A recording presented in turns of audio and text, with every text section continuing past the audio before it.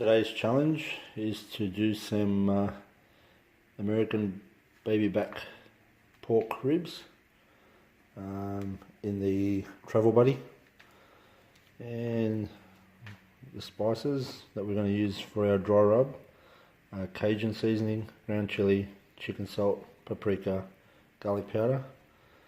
We're going to use a potato to space our ribs apart in that dish there, and a little bit of premium lager beer. Any beer will do, but premium lager beer on the bottom, and then we'll be slow cooking those in the Travel Buddy to make this nice and tender. This is following our baby or our lamb shanks that we did the other day, which turned out absolutely divine.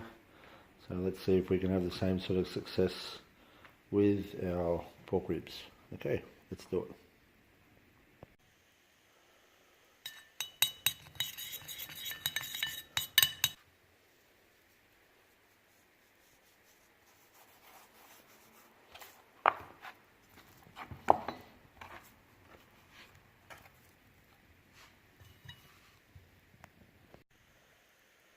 Well, because of restricted height, I was going to stand them up and space the ribs with some spuds, but I just realised that Travel Buddy's not high enough, so we'll just lay them down like that. We'll give that a go. Now we're just going to pour half a beer.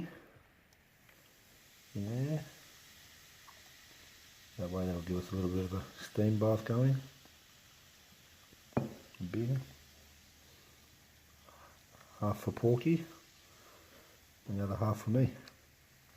Alright, we'll cover those in foil and go and put them in the Travel Buddy. And the Travel Buddy's been heating up for the last hour, so it's nice and warm in there, ready to go.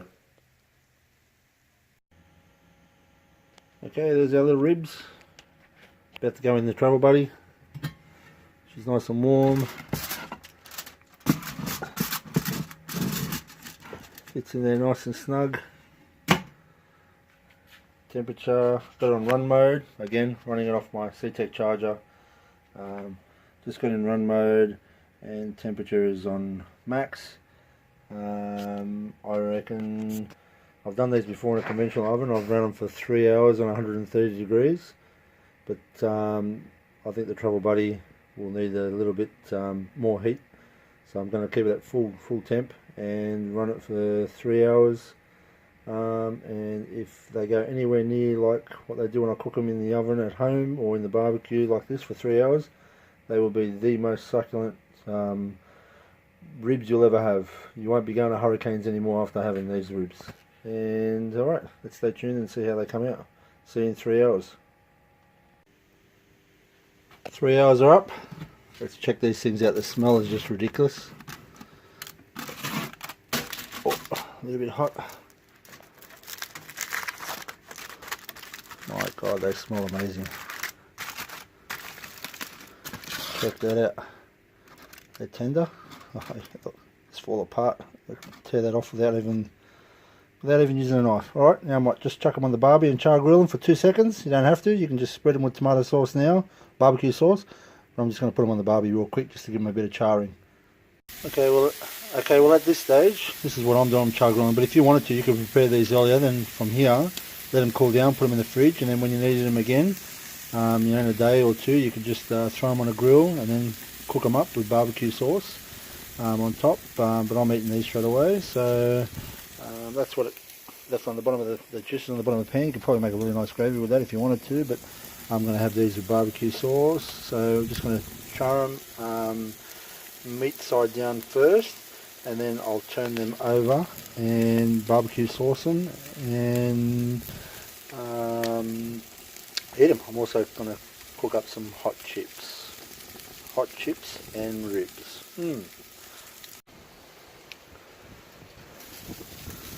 Looking fantastic, smelling unbelievably nice.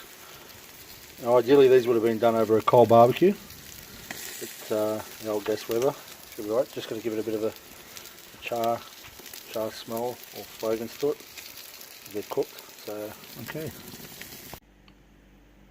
and there you have it. Barbecue pork spare ribs with some fried spuds, potato chips, and a dollop of sour cream and cracked pepper. And to show you sort of how tender they are, like, yeah, that's what you're doing. Just pull them apart that easy. Unbelievable. Alright, I'm going to feast. Good luck with your attempt at making them, and be sure to let us know how you go. Bon appetit.